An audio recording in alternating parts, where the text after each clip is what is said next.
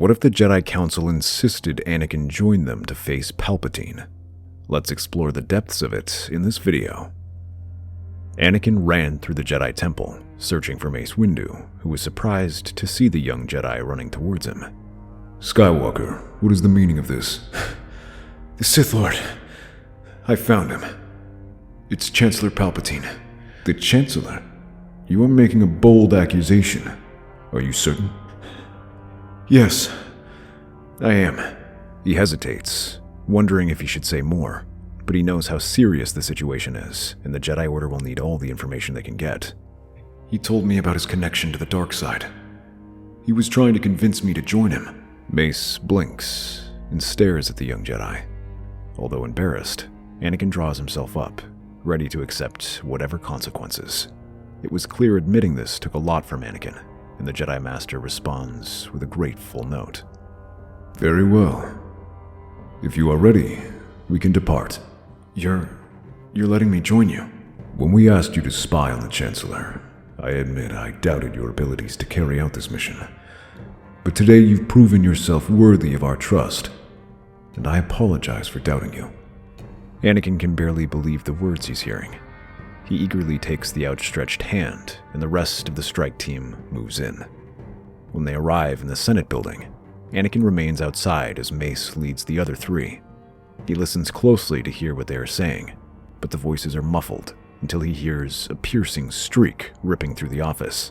He takes this as his signal and hurries inside just as Palpatine finishes off CC-10 and Agen Kalar. Anakin ignites his lightsaber and blocks Palpatine's next attack before he can finish off Kit Fisto. The Chancellor's face morphs into horror as he looks at Anakin with large, pleading eyes. Anakin, please, help me.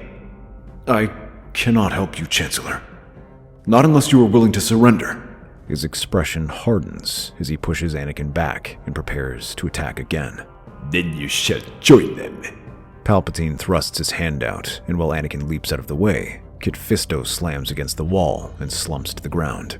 Mace takes this opportunity to strike from the side, but the Sith Lord blocks his attack and focuses on the traitorous Jedi Knight. The Chancellor springs forward, unleashing a barrage of attacks at Anakin. To his surprise, Anakin doesn't falter like the more experienced Jedi Masters. Somehow, his lightsaber is everywhere Palpatine strikes, leaving his defenses nearly impenetrable. But he doesn't just block attacks. Anakin also counters and mixes his blocks with attacks that ruin Palpatine's choreographed moves. One block comes too late, and Palpatine stumbles, feeling a searing pain across his thigh. Anakin takes this opportunity for an overhead slash, but the Sith Lord throws a barrage of lightning Anakin's way. He doubles over in pain, giving the Chancellor a chance to stand up. A cry behind him causes Palpatine to turn around as Mace rushes at him. The two lock sabers as the force around them swirl with power. The darkness fills the room, but against Mace Windu, it has far less of an effect, and he holds his ground. While the two are held in place, Kit Fisto wakes up, reaches, and hurls some furniture at Palpatine. It strikes the Chancellor on the shoulder, and Mace swings his lightsaber at him, causing Palpatine to cry out. The two Jedi Masters rush at Palpatine, forcing the Sith Lord on the defensive. While the two Masters keep the Chancellor on his toes, Anakin rushes forward and drives his lightsaber into his chest. Palpatine's eyes widen as he can only stare in surprise before he drops to the ground without a sound. The three Jedi stand over him, breathing heavily from their victory, but they know they do not have time to celebrate. We have everything we need here. Kit Fisto and I will take our recording to the Senate. Anakin, you must return to the Jedi Temple and warn them of what's happening. We may still yet face a counterattack. Understood, Master. May the Force be with you. Anakin hurries back to their ship and flies off. However, as he disappears into the clouds, Anakin spots several gunships approaching the Senate building. He doesn't have time to dwell on it. By the time Anakin returns, news has already begun filtering out of an attack on the Senate building and explains everything that happened before the Council. Their eyes widen at the story, wondering how a Sith Lord was able to slip through right under their noses. When the video stops, they all stare at each other, unable to comprehend what they've seen. But soon after, they all receive a broadcast from the HoloNet, and Admiral Tarkin appears before the Senate floor. Beside him are Kit Fisto and Mace Windu, who are restrained by the Coruscant Guard. I appear before the esteemed Senate with the difficult task of reporting an attack at the heart of our democracy. Earlier today, several members of the Jedi High Council orchestrated an assassination of Chancellor Palpatine. They claim that they were acting to eliminate a Sith Lord. Even if such baseless rumors were true, such acts of vigilantism cannot be tolerated, especially from such an organization. The entire Senate erupts in anger at such an act, calling for the Jedi's dissolution. Although some Jedi supporters try to lend their voice, they are quickly shouted down. Mas Amata bangs his staff and signals for silence. In response to this crisis, I move that the Jedi Council be taken into custody and the Jedi Temple occupied until a thorough investigation can be concluded. The vote passes with overwhelming support. We can't let this happen. The whole Republic thinks we're traitors. I can testify. I was there. I saw everything. Listen to me. We can fight these lies. Hasty action we must avoid. Scattered the Jedi are. Across the galaxy, fractured our strength is. They've turned the public against us, Anakin. A confrontation would only further vindicate them. So what? We just sit here while they destroy everything we fought for? More than words are needed. Evidence is. Testimony alone, enough it will not be. We can't act rashly, Anakin. The Senate is against us, and the clones will follow their orders. After the meeting, Anakin tries to think of anything he can to use against Palpatine. None of his evidence can conclusively prove that he is a Sith Lord to the Senate. He's so caught up in this that he barely notices his holocommunicator flickering. General Skywalker, I'm sure you've seen the situation by now. I have. This is a setup. I don't know what your angle is, Tarkin, but you're playing with powers beyond your comprehension. Boldly spoken for one who owes his freedom to me. Your involvement in the assassination has been conveniently redacted, given your closeness to the Chancellor. Am I supposed to be grateful? You are supposed to cooperate. I can keep it that way, provided you testify against the Jedi and lend your voice to the Senate's cause. I am certain we can find a mutually beneficial arrangement. Anakin's fists clench as his rage boils just beneath the surface. And if I refuse? Oh, you would face imprisonment as a traitor and likely execution. Unfortunately, Palpatine's death has shaken up the Republic. I would hate for any unfortunate accidents to befall Senator Amidala. The Senate has many enemies, after all. Anakin turns to face Tarkin, his eyes cold as he glares at him. What did you say? You're not the only one with the Chancellor's trust. He's told me things too. Now, a Coruscant Guard detachment will be arriving shortly to escort you to your quarters while we await your decision. The hologram flickers off, leaving Anakin in the dim light before he crushes the holodisc. Unfortunately, he does not have time to consider this development, as soon Commander Fox and a squad of clones arrive to escort Anakin away, claiming he is a potential suspect in the plot. Although Tarkin has arranged for Anakin to be kept in luxury, Anakin demands to be brought to Coruscant Maximum Security Prison, saying he will accept no such gifts from Tarkin. Although confused, the clones take him straight to prison. The dining hall is filled with the buzz of prisoners eating. As Anakin approaches, the conversation shifts to him, eyeing him warily as he passes by and takes his seat alone on a long metal table. However, he doesn't have a chance to enjoy his meal as two bounty hunters approach him. Well, look what we have here, the great Jedi Knight.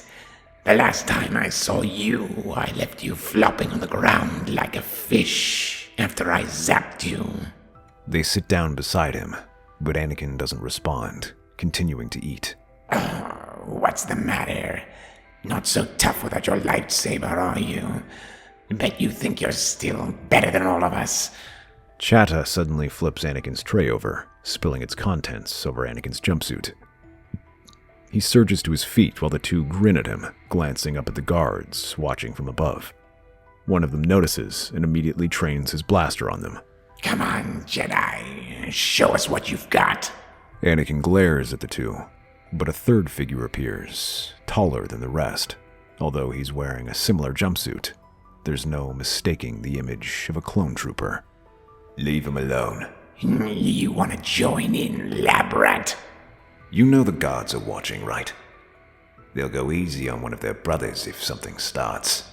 You two, not so much. Reluctantly, Robanino and Chata exchange glances before getting up and walking away. Dogma sits down across from Anakin, giving him a respectful nod. Don't let them get to you, General. A couple of pipsqueaks like them are trying to climb the pecking order. I know you, General. Whatever they said to put you in here, I don't believe a word of it. Thank you. That means a lot. I wish more of your brothers felt the same way. He glances at the upper levels where the guards are watching them warily, fingers resting on their triggers. Most guards are on edge tonight. A new arrival. Some crime lord or something. Anakin's eyes widen slightly as a realization hits him. He thinks back at the dates. A crime lord? It's Maul. Dogma, what date is it?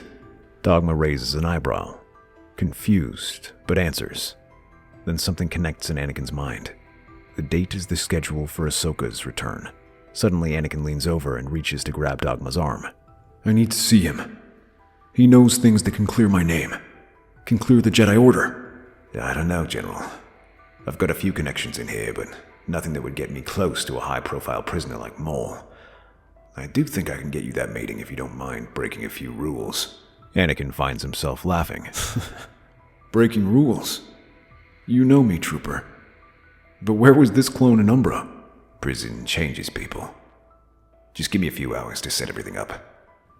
Although Anakin is anxious to get going, he understands that it will take time to plan everything and reluctantly sits back and allows Dogma to make the preparations. Later on, he takes him towards the gym where the pair hang back, staying in the corner and doing some basic exercises while keeping their attention to their surroundings. Dogma gestures towards a set of weights, where a Rodian inmate is just finishing up, and a Trandoshan moves to take his place. But suddenly the weights slip free and nearly crush his foot.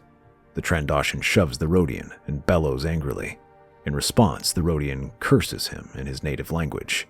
Without another word, the two lunge at each other, fists flying. The sound of the scuffle attracts the guards who come in with electrostaves, while the prisoners gather around and watch the brawl. In a matter of seconds, a fight breaks out across the room as guards and prisoners fight one another. Anakin and Dogma stand away from the action, the clone flicking his wrist and revealing the missing safety pin from the weight bench. The two slip through the crowd, dodging punches as a fresh squad of guards appear. The two quickly make their way through the halls as the riot spreads across the prison. This pulls more guards away from their posts, including those in the maximum security prison. Dogma leads the way, keeping close to the walls, ducking behind corners as they approach junctions towards the maximum security prison. Most of the guards are focused on the riot. Should give us a few minutes. Ahead, they see a heavily secured door. Beyond it, Maul is kept, with only a handful of guards left. Anakin pulls out a guard's stun baton, which he swiped from the brawl, and holds it up. Dogma moves to the first guard, wrapping his arms around him and pulling him into a shadow. Before the second guard can respond, Anakin hurls the baton at him and sends him slumping to the ground. Dogma punches a stolen code on the control panel, and the doors slide open, revealing Maul's cell. A ray shield hums softly, casting an eerie light over the room. Maul sits cross-legged, his eyes closed, but his eyebrow raises as he hears them approaching. Anakin stands outside the cell, his hand resting near his belt, where his lightsaber once would have hung. Now, he only has Dogma in his bare hands. You've come to me. That means the situation is worse than I imagined. I need your help. Palpatine is gone. The mighty Chancellor is dead. Interesting. And yet your precious Jedi Order is still on the back foot. Very interesting. Dogma keeps watch at the door, glancing nervously between them as the alarms outside grow louder. Time is running short. How do you know that? Despite my imprisonment, I have made sure to keep track of the happenings of this galaxy. Guards speak when they do not think you are listening. That is how I know how your Jedi trial is not going well. It seems like some Jedi have been executed for trying to resist. They may decide to execute all of them if this continues.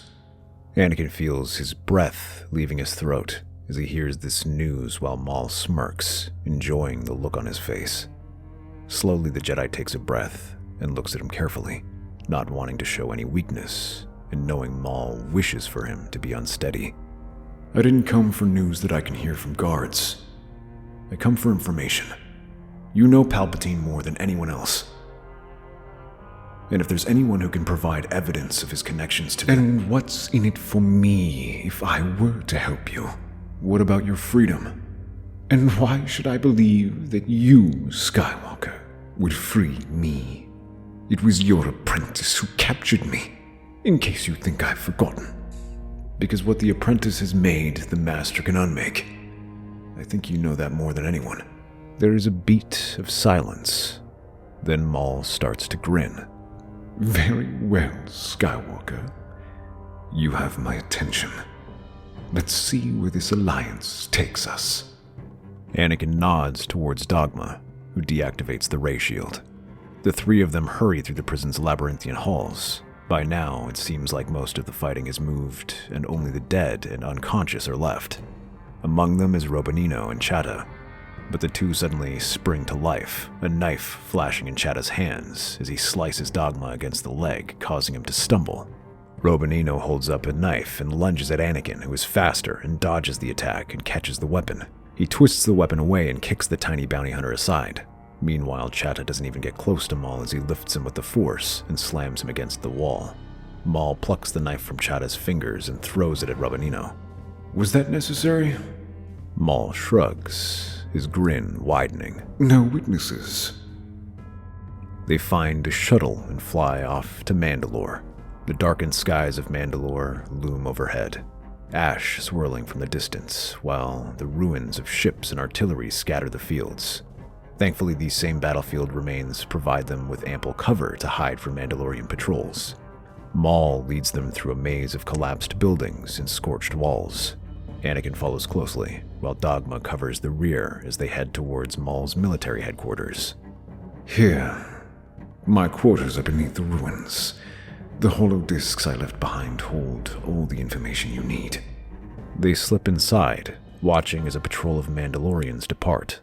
Dogma stands guard as Maul presses his hands to a barely visible hatch on the ground, activating it with the Force. The stone slab slides across with a grinding sound, revealing a narrow set of stairs descending into the darkness. Maul leaves nothing untouched. His fingers brush over old datapads, his eyes scanning the shelves until he finds what he's looking for. 3 small holodiscs hidden beneath a false panel. He tucks them into his robes and turns to leave, but a sound from above stops him. Footsteps. Anakin steps up beside him, hand instinctively reaching towards his waist, even though his lightsaber is still gone. Maul chuckles, pointing at a lightsaber in the corner. Take that one.